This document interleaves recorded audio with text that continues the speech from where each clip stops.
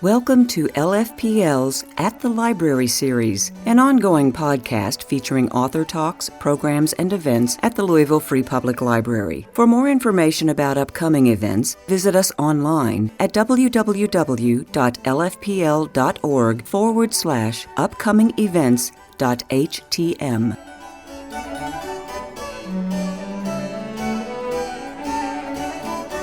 Hello. Whoa, that's loud. Hello, everyone. Thank you so much for coming tonight. It is so exciting to see you all here, to have a packed house. And I just wanted to take a quick moment. My name is Kate. I'm the Youth Services Manager. And I wanted to thank you all for coming out and supporting wonderful children's literature. We are so excited to have Adam Rubin here to talk about his books and have an opportunity to ask questions and get your books signed, because that's exciting. But first, before we start, I wanted to take a moment to announce, if you have been following us on social media, we have inherited a dragon that now lives in the children's department, which is right across the lobby. And we've been looking for a name for our dragon. And so we ran a little contest online. And so tonight we're going to unveil the new name of our dragon. All right, y'all ready for that? Did anybody vote online for the name of the dragon? All right.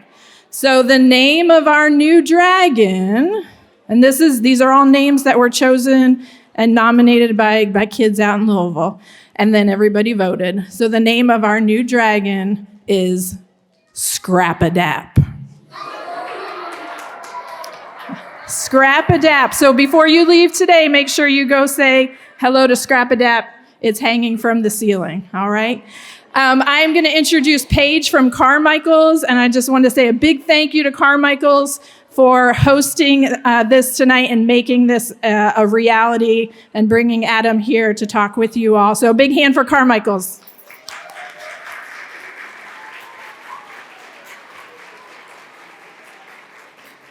Hello, I am so excited to see all of you here today to help me welcome our esteemed author. I'm sure you've all read his books. If you've turned 5, there's a chance that my coworker has recommended somebody buy you High Five for your birthday. You've probably read Dragons Love Tacos and Dragons Love Tacos 2, and now he's got these new books, some bigger chapter books that are nonfiction. The Ice Cream Machine, and his newest book, The Human Kaboom. So that is what we are celebrating tonight, along with his other fantastic books. So without further ado, I'd like to introduce our author, Mr. Adam Rubin.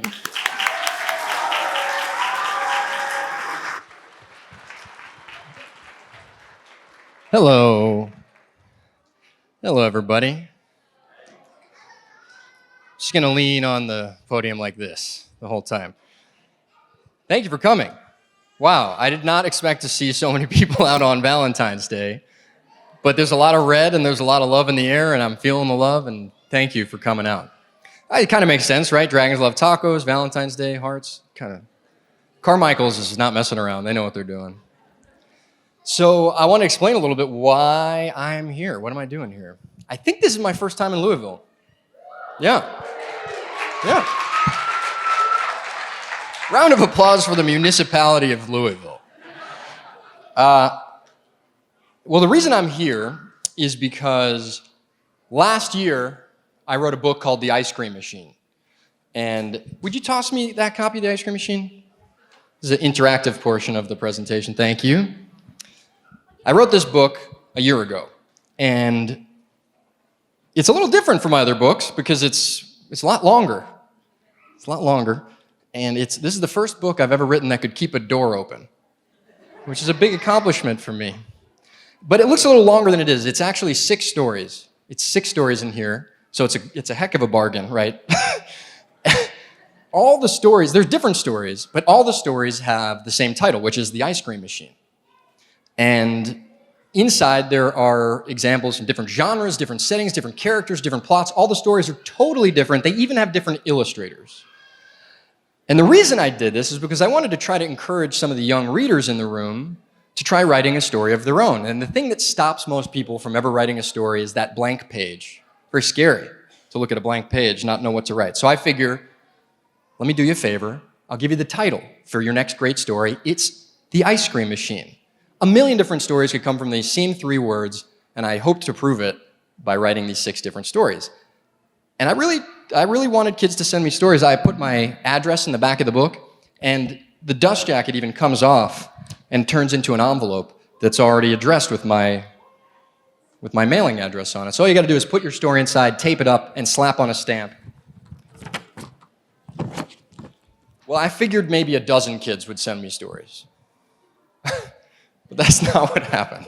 I got almost 700 stories from kids all around the country, and they were amazing. They were hilarious and sad and scary and exciting and strange. I read through all the stories, and I responded to all the kids that had written to me, even the ones that came in large packages and groups that were sent by well-meaning teachers that forced huge groups of kids to participate against their will. But that's not the cool part. The cool part is I got to pick 6 of my favorite stories that those kids wrote and publish them in the paperback edition of the book. So if you buy the paperback edition of this book, you will find there are actually 12 stories, 6 stories that were written by me and 6 stories that were written by readers like you. One of those 6 stories was written by a kid from Kentucky. Yeah.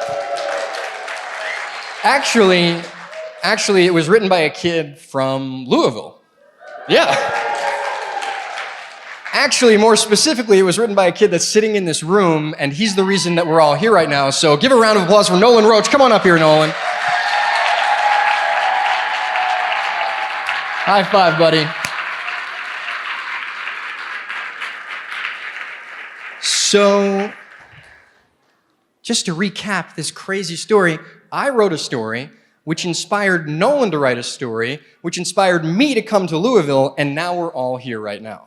And if you go to the store next week and you look for a paperback version of that book, any bookstore you go into in the country, you're going to find this gentleman is published in one of those books, a nationally published author at, how old are you now?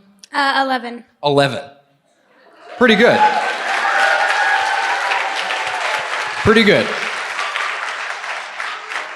Reading all these great stories that were sent to me inspired me to write another book. It was like this inspiration loop that happens. And what I'm really hoping is that when kids, like some of the kids that are sitting in this room, read Nolan's story and his 5 other co-authors, that they're inspired to write stories of their own. And we can kind of swirl around just sharing our imagination and getting creative as creative as we possibly can for years and years to come. So, Nolan, you have any words of wisdom you might want to share with some of the aspiring authors that are sitting in the room right now?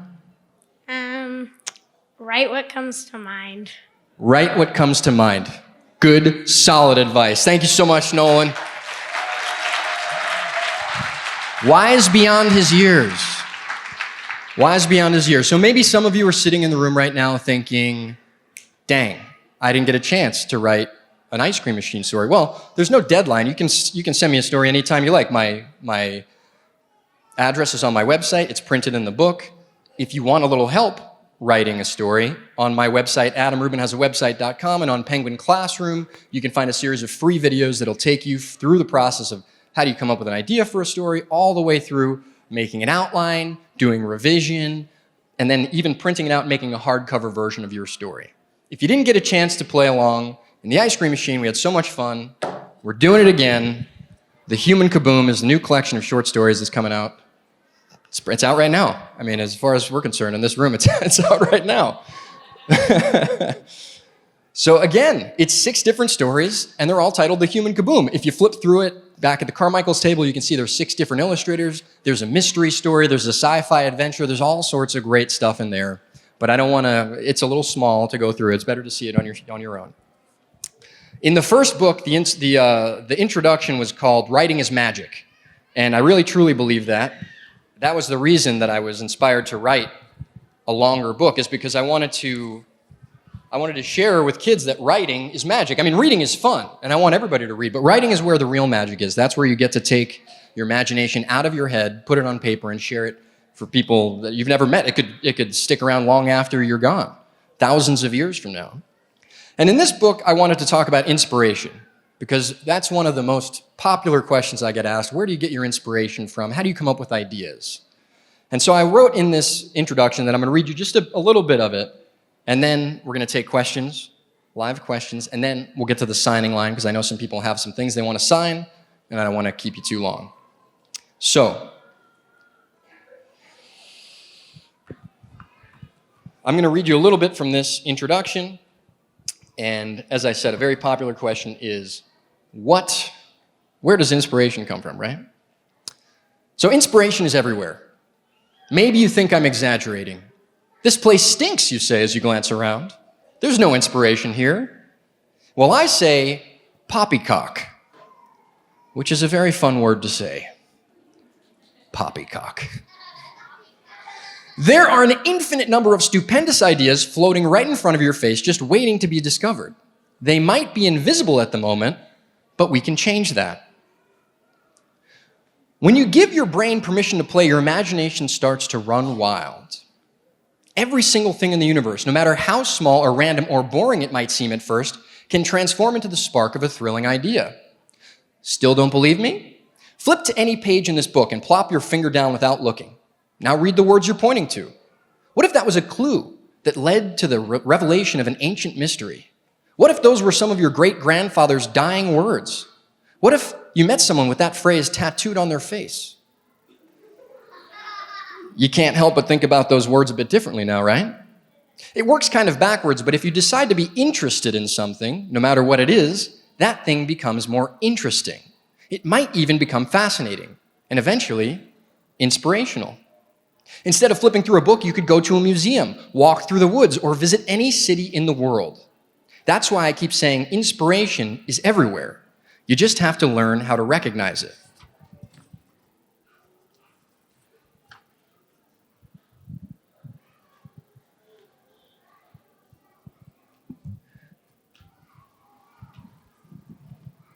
Through some mysterious subconscious alchemy, your wide-ranging ideas become a powerful source of highly personal inspiration. And I promise, if you spend a few weeks jotting down all your brain tickles, all the things that you find interesting, the next time you want to write a story, you won't feel intimidated at all. In fact, you'll be thrilled to get started. But I can't wait that long, you say as you pull at your hair. I want to start writing already. Calm down. You can't rush. Creativity is the process of taking things in, digesting them, and changing them into something new. Kind of like a burp. If you try too hard to force it, you can make yourself puke by mistake. Luckily, the process of exploration is one of the great joys in life, and if you like, you can get started immediately. As I've already mentioned, inspiration is everywhere, which means it's wherever you are right now. Look around you. It's on the ground. It's on the ceiling. It's under your chair. It's in the shapes of the clouds and the songs of the birds. It's in the picture frames on the wall and in every single book on your shelf.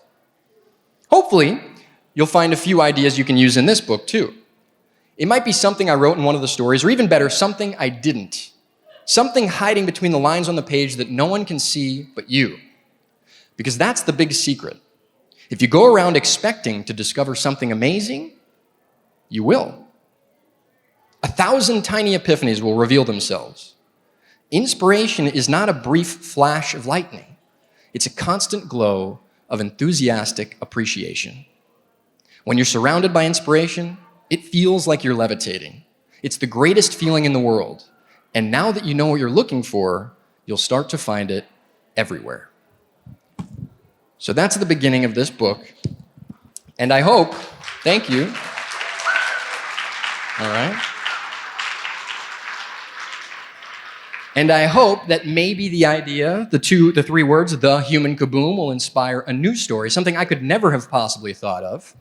I can't wait to read what you come up with. But in the meantime, I would love to answer any questions you might have.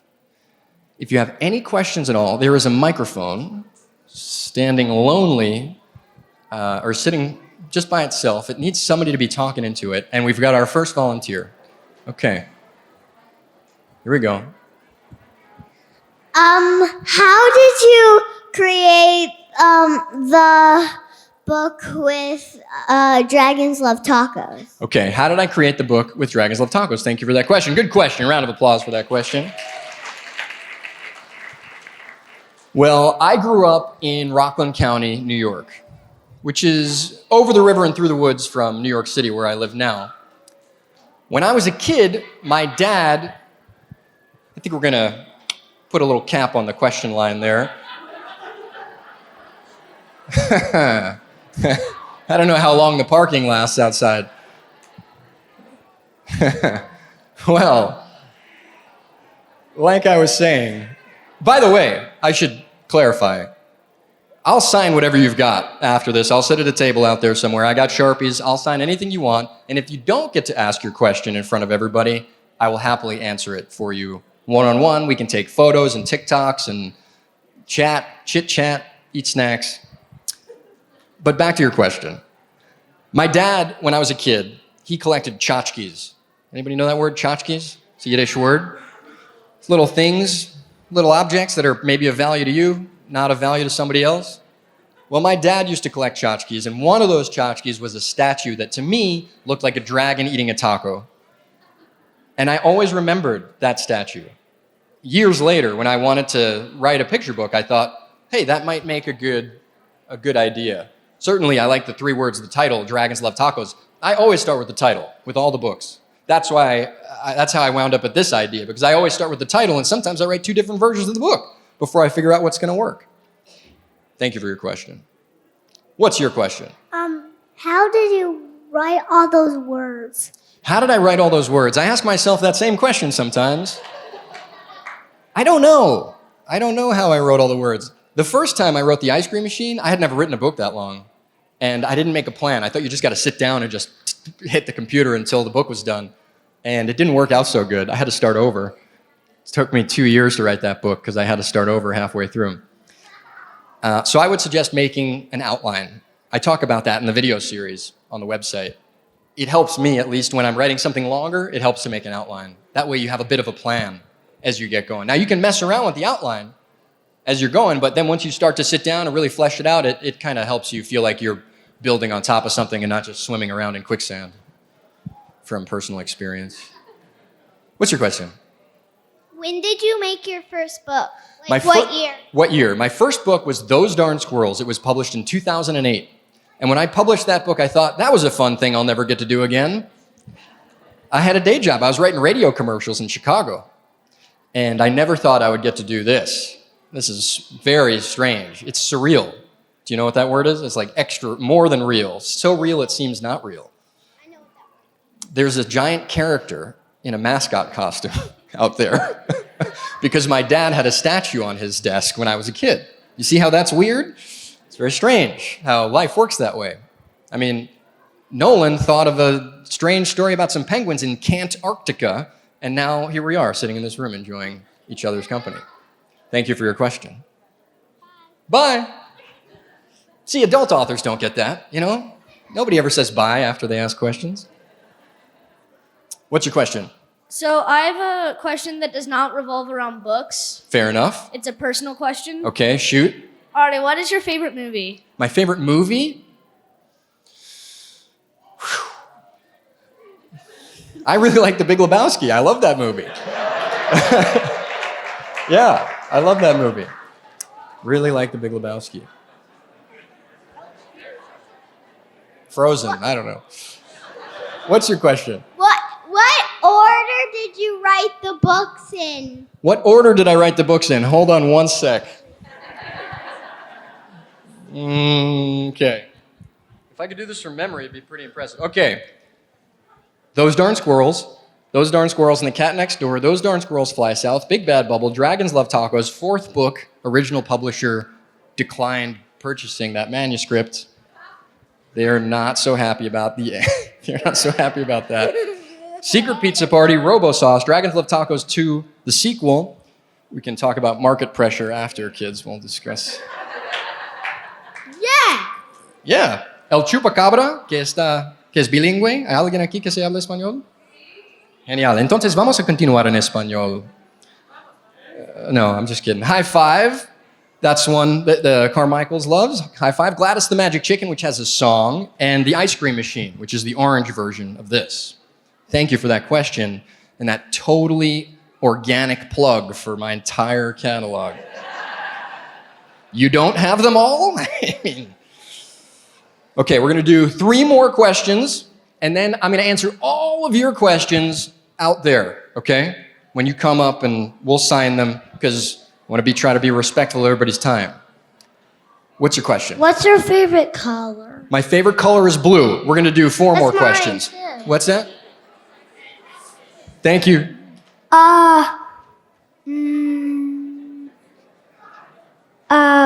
You know, I get this question a lot. What's your favorite animal? My favorite animal? Grizzly bear. Next question. We're doing 3 more. Thank you. Why did you want to create Dragons Love Tacos? I kind of answered that one already. Kinda, right? Was there a part of it that you felt lacking? Was there some substance you were missing from that other answer? No, because I could use a constructive criticism. I don't get a lot of feedback on the... I wanted to write a funnier book than Those Darn Squirrel Fly South, which I thought was the funniest of all the squirrels books. Thank you for your question. We're just plowing through now. What inspired you to write Gladys the Magic Chicken? Gladys the Magic Chicken, that's a funny story. Yeah. I was sitting having a coffee with Dan, who illustrated Dragons Love Tacos. We're friends in real life. And I was looking at Twitter, because I'm a bad friend, I guess. And I saw this picture of a chicken that this gentleman, Adam Rex, had drawn and posted to Twitter, because he was working on something else and it was in the background. And I swear, when I saw that chicken, the entire story came to me in a flash of inspiration. I wrote it to Adam Rex, and he said, if you write it, I'll draw it. Ooh. And that's how it works. So see, Twitter's not all bad. I mean, it's mostly bad, but it's not all bad. No. Thank you for your question. Hello. Hi. Hi. Do you have a question? Yes. Okay. What made you want to be an author? What made me want to be an author? Great question. Round of applause for that question. Great question. We're losing the little ones. When you're a kid, you ever notice that people tell you what to do all the time? Yes. Yeah. I noticed that too when I was a kid. But when you write a story, you can do whatever you want. Yeah, true. Yeah, you can do whatever, literally anything you can imagine, you can do it in a story. And that was very appealing to me as a kid who did not like being told what to do. And that's, I think, why I started writing. Thank you for your question. Okay, how are we doing? What's this last one? So my question is, how did you come up, in Dragon Love Tacos, after the dragons burned his house, how did you come up that it was made of wood? That the house was made of wood? Yeah. You know, sometimes people don't think about this, but picture book authors do research too. And what I did was I went around a couple houses, some structural tests, took a careful look. In my neighborhood, a lot of them are made of wood. So I figured I would try to reflect my circumstances as an artist in the real world. And that house was also made of wood in the book. Thank you for your question. Okay. Thank you. Okay, last question. What is it? Hi. When did you ever be born? When did I ever be born? I was born in 1983. Yeah! That's before Facebook was invented, believe it or not. All right, got one more question. This is it, I promise. Okay, this is kind of 2 questions. Good one to finish on. I already can see. I can already sense it. It's a good one. Number 1. Yeah. Do you like E.T.? What's that? Do you like the movie E.T.? I like the movie E.T. Yes, I do. Okay. Okay. Number 2 Part of 2. 1. Oh, what is number 2? How did you know that books were part of you? How did I know the books were part of me? Well, I don't know. I don't know how I knew. I don't know that they are a part of me, but I think writing is a part of me. And what's so cool about books is that they're a physical object that goes out into the world. And sometimes you'll be traveling across the country and you're passing through an airport and you see something you made in the airport on a bookshelf, and that is the coolest feeling as an author. It's the second coolest feeling. The first coolest feeling is having all these people come out on a Tuesday night. What day is today? On a Tuesday night in middle of February to hang out in a library and all get together. And I really feel very, very honored and flattered that you would spend your time with me. So thank you so much for coming. Thank you.